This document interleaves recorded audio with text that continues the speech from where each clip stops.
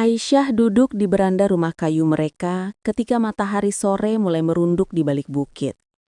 Angin membelai gorden tipis, membawa aroma tanah basah dan suara anak-anak yang masih bermain di jalan kampung. Wajahnya yang biasa tenang malam itu terlihat berbeda, seperti kaca yang retak, memantulkan banyak bayangan. Ia baru 20 tahun, cantik tanpa usaha, tetapi kecantikannya selalu ia anggap sebagai beban yang tak mudah dipahami. Sejak ayahnya jatuh sakit dan usaha kecil mereka gulung tikar, rumah yang dulu riuh kini dipenuhi bisik-bisik tagihan dan keputusan sulit. Ibu merapikan panci sambil sesekali menatap Aisyah, matanya penuh pertanyaan yang tak mungkin terucap. Adik-adiknya membutuhkan sekolah, obat, dan makanan. Di dapur, ada surat dari rentenir yang ditaruh di atas meja. Hurufnya tebal dan dingin, seperti ancaman. Kedatangan Tuan Rahman 2 hari yang lalu mengubah segalanya. Ia lelaki kaya dari kota, berkepala dingin dan berwajah tak banyak bicara. Tawaran yang dibawanya sederhana dan brutal. Menikahkan putrinya dengan Aisyah agar keluarga mereka mendapat uang lunas dan pekerjaan untuk ayah. Bukan cinta, perjodohan demi kehidupan yang lebih baik. Untuk keluarga Aisyah, itu adalah solusi yang mengkilap di permukaan dan tajam di bawahnya. Aisyah merasakan rasukan amarah dan malu berpadu. Ia tak pernah bermimpi bahwa hidupnya akan ditimbang dengan angka-angka ekonomi, diukur sebagai harga atas ketenangan keluarga. Dalam hatinya tumbuh pertanyaan yang menyelinap seperti akar liar. Apakah merelakan dirinya berarti membebaskan keluarganya, ataukah menenggelamkan impiannya sendiri? Malam itu, di meja makan yang sempit, keluarga berkumpul. Ayah menunduk, suaranya bergetar saat menjelaskan tawaran itu. Ibu meneteskan air mata, tetapi di matanya bercampur antara keputusasaan dan harapan. Adik-adiknya menatap kosong, tak paham apa makna kehidupan yang dibicarakan orang dewasa. Aisyah menatap cangkir kopinya yang dingin. Ia tahu menolak akan membuat keluarga mereka terus menanggung beban yang kian berat. Ia tahu menerima, artinya menutup pintu pada kebebasan yang selama ini ia pelihara. Mimpi-mimpi sederhana, seperti kuliah, menulis surat untuk teman-teman jauh, atau berjalan-jalan di kota suatu hari nanti. Namun, ada suara lain yang lembut di dalam dirinya.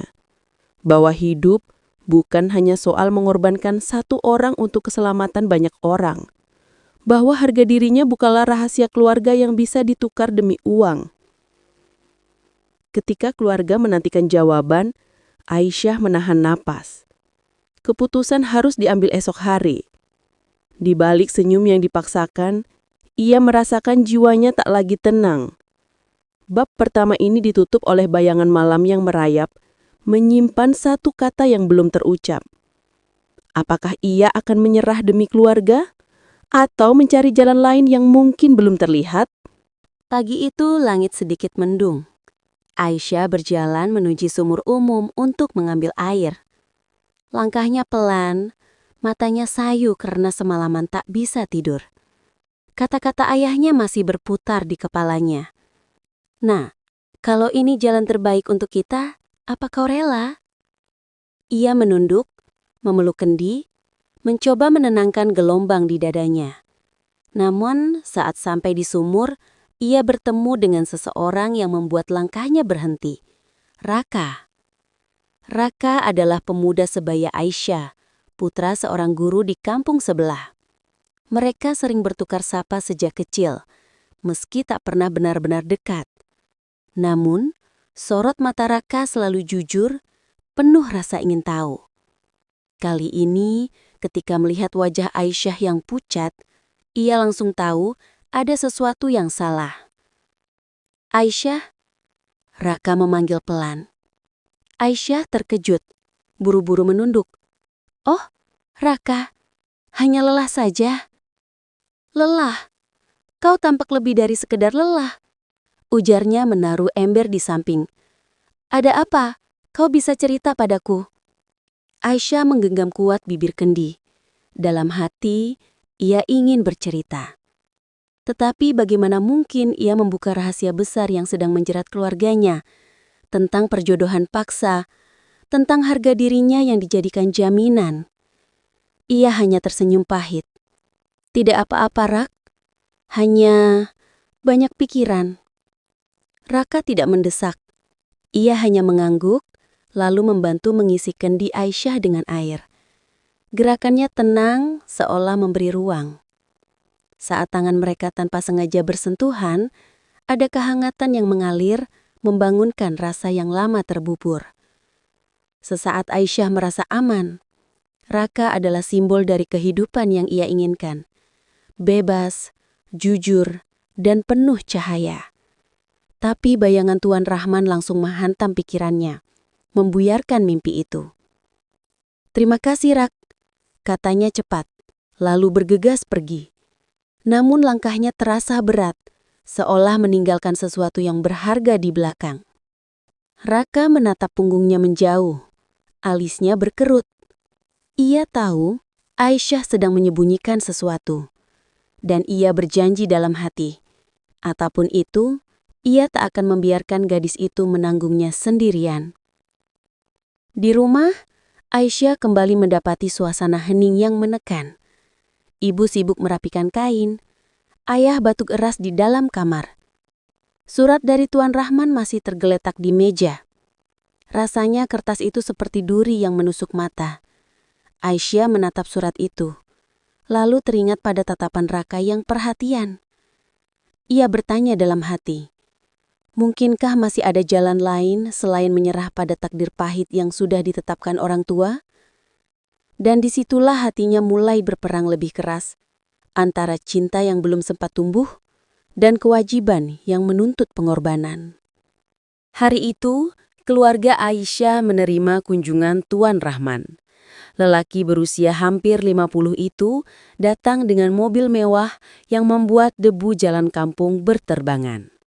Suasana rumah kecil itu langsung berubah tegang.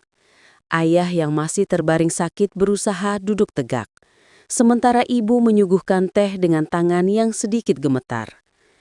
Aisyah duduk di sudut ruangan, wajahnya ditundukkan. Jantungnya berdegup kencang. Tuan Rahman menatapnya tajam, tatapan yang membuat tubuhnya seakan terkunci di tempat.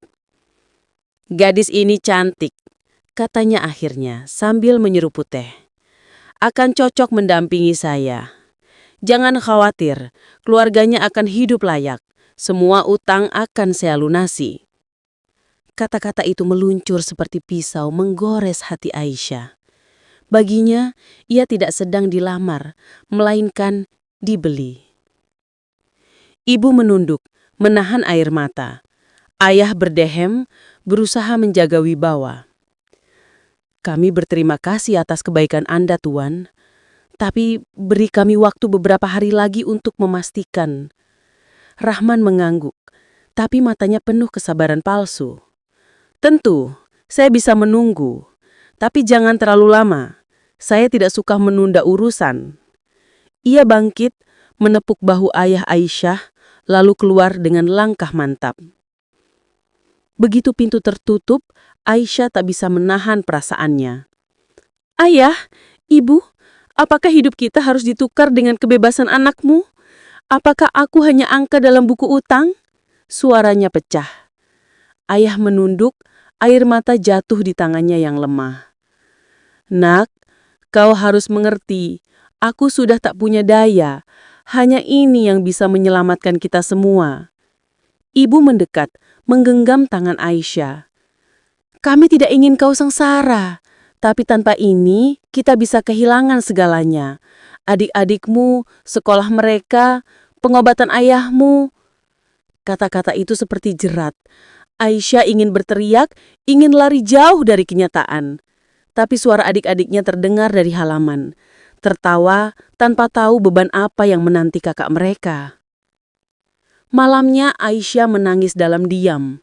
Di balik jendela, ia melihat bulan yang purnama seolah ikut menyaksikan penderitaannya. Ia memikirkan Raka, bagaimana tatapan matanya tadi memberi secerah harapan. Namun bayangan Tuan Rahman kembali menghantam, mengingatkan betapa sedikitnya pilihan yang ia punya. Di dalam hati, Aisyah mulai menyadari sesuatu. Kalau ia tak melawan sekarang, kehidupannya akan sepenuhnya terkunci selamanya. Tapi, apakah ia berani menentang keluarga sendiri demi sebuah kebebasan yang belum pasti? Hari-hari berikutnya terasa seperti rantai yang semakin kencang melilit tubuh Aisyah. Setiap langkahnya dipenuhi bisikan tetangga yang sudah mulai mendengar kabar perjodohan itu. Beruntung sekali Aisyah, dapat suami kaya, begitu suara mereka. Tapi bagi Aisyah, kata beruntung justru terdengar seperti ejekan. Di sekolah, tempat ia kadang membantu ibu mengajar anak-anak kecil membaca, Aisyah merasa asing. Tatapan mereka penuh kekaguman, seolah ia akan segera hidup di istana. Padahal di dalam hatinya, ia justru seperti burung yang akan dikurung dalam sangkar emas. Sore itu, Raka kembali menemui Aisyah di jalan setapak menuju sawah. Ia membawa buku lusuh berisi catatan pelajaran yang ia tulis sendiri. "Aku dengar kabar itu, Aisyah," katanya lirih. "Apa benar kau akan dijodohkan dengan Tuan Rahman?" Aisyah tercekak. "Tahu-tahu dari mana?" Orang kampung tidak pandai menyimpan rahasia. Raka menatapnya dalam. "Katakan padaku, apa ini yang kau mau?" Air mata Aisyah jatuh tanpa bisa ditahan. "Bukan, Rak, tapi aku tak punya pilihan. Semua demi keluarga." Raka meraih bahunya, lembut namun penuh tekad. "Selalu ada pilihan, Aisyah. Jangan biarkan hidupmu diambil begitu saja. Kalau perlu, aku akan berdiri di sisimu." Hati Aisyah bergetar. Ada kehangatan yang membangkitkan keberanian. Untuk pertama kalinya, ia berani membayangkan kemungkinan melawan takdir yang sedang dipaksakan padanya. Namun di sisi lain, rasa bersalah menusuk. Bagaimana dengan ayah, ibu, adik-adiknya? Malamnya, Aisyah duduk di kamar, menuliskan di buku catatannya. Ia menuliskan kalimat yang berulang-ulang, apakah kebahagiaan itu harus dikorbankan demi orang lain. Kata-kata itu seolah memantul dari dinding menggema dalam dirinya. Saat ia menutup buku, terdengar suara batu keras ayah dari kamar sebelah. Rasa iba menyeruak. Aisyah menunduk, menggenggam erat tangannya sendiri. Perlawanan memang mungkin, tapi beranikah ia menanggung akibatnya? Hari itu, benih perlawanan telah tertanam. Ia mulai menyadari bahwa satu-satunya yang bisa menentukan jalan hidupnya hanyalah dirinya sendiri. Tapi jalan itu gelap, penuh resiko. Dan ia tahu keputusan berikutnya akan menentukan masa depan, bukan hanya untuk dirinya tetapi juga keluarganya. Hari yang ditakuti itu akhirnya tiba. Rumah Aisyah dipenuhi kerabat dan tetangga. Lampu-lampu minyak dipasang di sudut halaman, menambah suasana semarak, sementara ibu sibuk memastikan hidangan tersaji dengan rapi. Semua orang datang untuk menyaksikan kebahagiaan Aisyah. Namun bagi Aisyah sendiri, malam itu adalah penjara. Ia duduk di kamar, wajahnya dipoles tipis oleh sepupu-sepupunya, rambutnya disanggul sederhana, dan baju kebaya berwarna lembut dikenakan padanya. Di cermin ia melihat sosok asing, gadis cantik dengan mata kosong. "Cantik sekali kau, Aisyah," puji seorang bibi. Tapi kata itu hanya menambah beban di dadanya. Di ruang tamu, Tuan Rahman sudah duduk dengan wajah puas. Seorang pria mapan dengan cincin emas di jarinya, menunggu untuk menyematkan cincin lain di jari Aisyah. Ia berbicara dengan tamu-tamu seakan pernikahan ini sudah menjadi takdir yang tak terbantahkan. Ketika Aisyah dipanggil keluar, langkahnya berat, seperti menyeret rantai. Semua mata tertuju padanya. Sorak-sorai kecil terdengar, pujian dilontarkan. Namun di balik senyum pura-pura itu, hatinya menjerit. Tepat sebelum cincin itu disematkan, terdengar suara keras dari luar rumah. Raka berdiri di ambang pintu, wajahnya tegas, napasnya terengah. "Berhenti!" serunya. Semua orang terdiam, terkejut. "Aisyah tidak ingin ini," lanjut Raka. Suaranya bergetar tapi mantap. "Kalian tidak bisa memaksanya hanya demi uang dan gengsi. Dia berhak menentukan hidupnya sendiri." Suasana seketika kacau. Bisik-bisik memenuhi ruangan. Wajah ibu pucat. Ayah terbatuk hebat. Sementara Tuan Rahman menatap tajam, matanya menyala dengan amarah. "Siapa kau berani masuk ke rumah orang lain dan mencampuri urusan keluarga mereka?" Raka melangkah maju. Tatapannya lurus ke arah Aisyah. "Aku hanya seseorang yang tak tega melihatnya hancur. Jika ia setuju dengan pernikahan ini, aku akan mundur. Tapi jika ia tidak, biarkan ia bicara sendiri." Semua mata beralih pada Aisyah. Ruangan mendadak sunyi. Hanya detak jantungnya yang terdengar keras di telinganya. Untuk pertama kalinya, dunia menunggu jawabannya. Tidak lagi ayah, ibu, atau Tuan Rahman. Aisyah menggenggam tangannya erat. Air mata jatuh di pipinya. Tapi suaranya jernih saat ia berkata, "Aku tidak ingin ini. Aku tidak ingin dinikahkan denganmu, Tuan Rahman. Hidupku bukan harga yang bisa dibayar dengan uang." Tamu-tamu terperangah. Beberapa berbisik, ada yang menutup mulut dengan tangan. Ayah menunduk dalam rasa bersalah. Ibu meneteskan air mata tanpa suara. Sementara Tuan Rahman berdiri dengan wajah merah padam, terhina di depan semua orang. Malam pertunangan itu bukan lagi perayaan. Ia berubah menjadi saksi keberanian seorang gadis muda melawan nasib yang dipaksakan padanya. Tapi Aisyah tahu, keputusannya akan membawa konsekuensi besar, baik untuk dirinya maupun keluarganya. Setelah malam pertunangan itu pecah, hidup Aisyah dan keluarganya tak lagi sama. Keesokan harinya, desas-desus menyebar ke seluruh kampung. Ada yang mengejek, ada yang mengagumi keberanian Aisyah. Sebagian besar hanya bisa berbisik di balik pintu, membicarakan skandal yang baru saja terjadi. Ayah Aisyah merasa terpukul, bukan karena menolak uang Tuan Rahman, tapi karena ia sadar selama ini terlalu membiarkan anaknya memikul beban keluarga. "Maafkan ayah, nak," ucapnya dengan suara lirih di ranjangnya. "Ayah terlalu lemah, sampai hampir menjual kebahagiaanmu." Aisyah menggenggam tangan ayahnya erat. "Ayah tidak perlu minta maaf, aku hanya ingin hidupku bukan ditentukan oleh rasa takut atau hutang. Aku akan bekerja keras, ayah, kita bisa bangkit tanpa harus mengorbankan siapapun." Raka pun menepati janjinya. Ia datang bersama ayahnya, guru di kampung sebelah, menawarkan bantuan. Mereka membuka les kecil di rumah Aisyah, mengajar anak-anak membaca dan berhitung. Sedikit demi sedikit, keluarga itu mendapat penghasilan. Meski sederhana, hidup terasa lebih jujur dan bermakna. Tuan Rahman, ia pergi dengan marah, menutup pintu hubungan. Namun bagi Aisyah, itu bukan kehilangan, melainkan kebebasan. Di suatu sore, Aisyah kembali ke sumur tempat ia dulu bertemu Raka. Kali ini, wajahnya berbeda. Ada cahaya keberanian yang tak pernah ia miliki sebelumnya. "Terima kasih, Rak," katanya lirih. "Untuk apa?" Raka tersenyum. "Untuk membuatku percaya bahwa aku punya pilihan, dan aku memilih jalan ini." Raka menatapnya. Mata mereka bertemu, tak perlu lagi kata-kata panjang.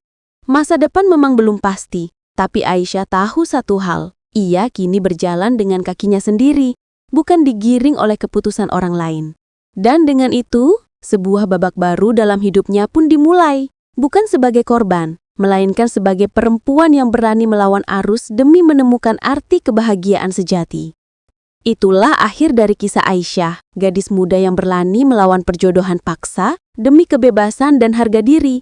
Kisah ini bukan hanya cerita, tapi juga pengingat bahwa setiap orang berhak menentukan jalannya sendiri. Jangan lupa subscribe channel ini dan aktifkan notifikasi agar kamu tidak ketinggalan kelanjutan kisah-kisah fiksi penuh emosi, inspirasi, dan makna lainnya. Mari terus ikuti perjalanan cerita-cerita berikutnya, karena setiap kisah punya pelajaran dan setiap perjalanan punya arti.